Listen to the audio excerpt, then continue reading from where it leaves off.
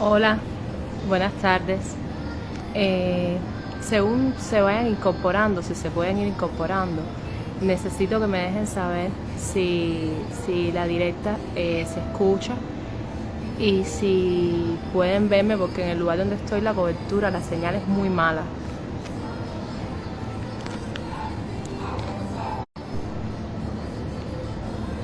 Eh, a ver, el lugar donde estoy, quizás alguno de ustedes lo haya escuchado. Mi abuela, que en otras ocasiones he hablado de ella, tiene 92 años y hoy decidimos venir a verla. Nosotros venimos con bastante frecuencia y creo que desde aquí nunca había hecho una directa. Siempre las hago en mi casa, donde tengo el espacio y la tranquilidad para poder conversar, ¿no? Además me parece lo más adecuado. Estoy en mi ambiente, en mi medio, pero esta vez decidí hacer esta directa desde aquí porque voy a hablar algunos temas que son sensibles y que me gustaría que más que hablarlos se volvieran gráficos. Sé que hay personas que se van a estar incorporando pensando que voy a hablar sobre la polémica de los días recientes, pero no es el caso. O sea, no tengo la intención ni el interés de continuar con las discordias de los días recientes por varios motivos. Uno de ellos es el hecho de que sería, primero que todo, sería como restarle importancia a la defensa arrolladora y masiva que muchas personas, incluidas personas en el exilio, han decidido hacer por mí, han decidido dar el paso por mí, hablar por mí, defenderme, y no sería justo si yo continuara con la polémica después de todo lo que ustedes han hecho por mí, primero. Segundo, no lo quiero hacer porque a mí no me gustan los malos entendidos, no me gusta hablar mal de los demás. Siento que cuando se habla mal de los demás en realidad se está hablando mal de uno mismo. No me parece correcto ni adecuado. Tercero, porque de la crítica se aprende y posiblemente de las cosas que hayan dicho de mí en días pasados yo he aprendido y he crecido muchísimo, como he estado creciendo a lo largo de este último año, aunque sí les pido que no se queden con la versión de hace un año, porque si uno compara entre la directa de una persona, si ustedes comparan entre la directa que yo hice el año pasado,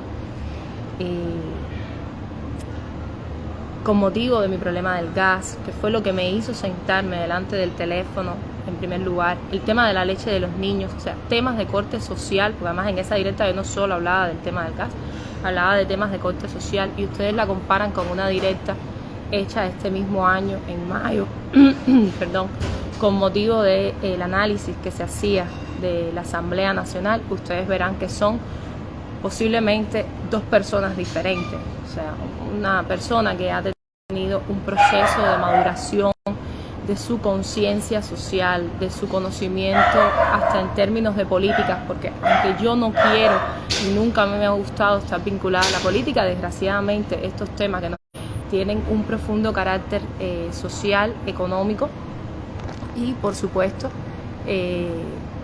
está asociado al trabajo de los políticos. Es obligación y función de los políticos resolverlos. Y bueno, como he dicho muchas veces, cuando no pueden resolverlos, sencillamente tienen que quitarse del medio para que otro pueda hacerlo. O sea que también por eso les pido que no se queden con esa versión de hace un año. Si en algún momento he hablado con determinada liviandad o ligereza, juro que ha sido un acto de honestidad y no de irrespeto por temas tan sensibles como los presos políticos, por ejemplo. Y quiero que en esta directa también voy a hablar un poco acerca del tema de los presos políticos. Les juro que ha sido, para mí, ha sido una manera de hablar con honestidad, de hablar con sinceridad, pero no de faltarle respeto a nadie, mucho menos a personas que hoy, por motivos de su ideología política, de defender sus derechos y de paso defender con eso el derecho de los demás, estén sufriendo pena de cárcel. Además, quiero cortar la polémica porque siento que es una estrategia muy marcada de la seguridad del Estado para dividir a las personas que tienen pensamientos distintos, porque eso es la característica de nuestra humanidad, la diversidad de pensamientos, es propio de ser seres humanos, es lo que nos distingue de los animales, nuestra capacidad para razonar, para tener un entendimiento lógico. Y yo siento que toda esta polémica, toda esta desunión en torno a la diversidad de criterios solo contribuye y ayuda a hacer más fácil el trabajo de la seguridad en función de que no haya cambios reales en Cuba ni hoy ni nunca. Y yo no quiero contribuir a eso. Por tanto, también por eso estoy colgando los guantes en torno a la polémica. Pero bueno, esta directa tiene 3 objetivos fundamentales. El primero de los objetivos es que aunque yo no conozco a los presos políticos, no conozco ningún caso específico de presos políticos, y aquí estoy hablando por ejemplo del señor Ferrer, aunque yo no los conozco, señores, yo quiero sumarme al reclamo y a la petición de que esas personas regresen a sus hogares con sus familias. Además, en el caso del señor Ferrer, vi por medio de las redes sociales cómo es todo, cómo se maneja todo en Cuba, que gracias a las redes sociales tenemos un poco más de acceso a la información. He visto a su esposa desesperada desde aquí. Lamento mucho no poder hacer más que esto, pero mi empatía total contigo, mi solidaridad contigo. Es preocupante que una persona que está presa, incluso aunque hubiese cometido un delito, y yo no estoy diciendo que los presos políticos lo hayan cometido, yo estoy diciendo que es un derecho de todas las personas, cualesquiera que sean esas personas, que están detenidas, que estén cumpliendo una sanción, es su derecho poder ver a sus familiares, brindarles la tranquilidad de que ellos están bien. De paso, sentir ese apoyo emocional y psicológico que significa para una persona detenida ver a sus familiares. Por tanto, solo por eso, y aún sin conocer al señor Ferrer, aún sin tener referencias de él realmente, porque lamentablemente yo hace muy poco tiempo que tengo acceso a las redes sociales, hace muy poco tiempo que tengo informaciones de este tipo. Aunque yo no conozco de cerca su caso, me sumo a los que otros que sí lo conocen, que sí saben de él, están pidiendo, que es el derecho de su esposa y sus hijos a poder verlo y constatar que está bien, aunque está detenido. Nunca se está bien en una cárcel, señora, nunca. O sea, el mayor castigo para un ser humano después de la muerte es la privación de la libertad. Por tanto, ellos nunca van a estar del todo bien hasta que no estén al lado de sus familiares. Pero si al menos ella puede verlo, va a hacerla sentir más tranquila a ella de que su esposo está con vida, de que puede salir un día de ahí, y a él también le va a dar la tranquilidad de que su familia y personas que no son de su familia lo apoyan, lo acompañan, piensan en él, están al pendiente de él, y eso es muy importante. Por tanto, me sumo a esa petición y me sumo a la petición de otros tantos que recordemos que en próximos días van a cumplir ya 2 años de estar privados de la libertad. Señores, y quiero hablar un poquito del 11 de julio.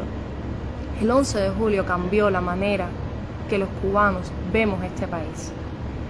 El 11 de julio yo todavía trabajaba, señores.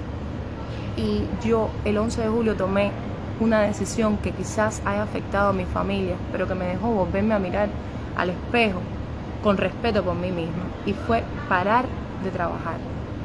Pero no parar de trabajar porque mi salario no servía, no parar de trabajar porque las condiciones laborales no lo meritaban, que no lo meritaban, sino parar de trabajar por romper con un sistema que después del 11 de julio le estaba pidiendo a los trabajadores que utilizaran sus redes personales para atacar, literalmente para atacar a quienes por medio de las redes estaban hablando de lo que estaba pasando en Cuba.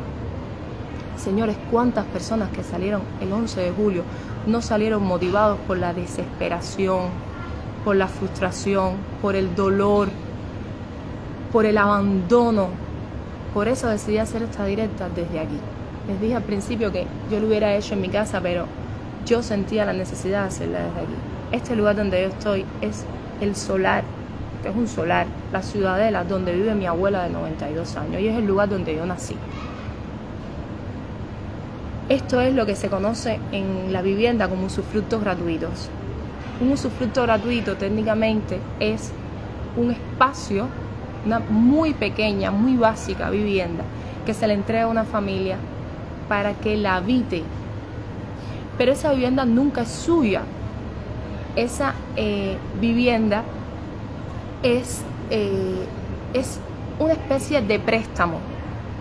Como no es suyo, usted no puede hacer grandes remodelaciones con ella, usted no la puede vender, usted no la puede rentar. Eso significa que usted realmente no tiene autonomía sobre su vivienda y que los espacios públicos de esas edificaciones le corresponde y le pertenecen al gobierno local darle mantenimiento, darle atención.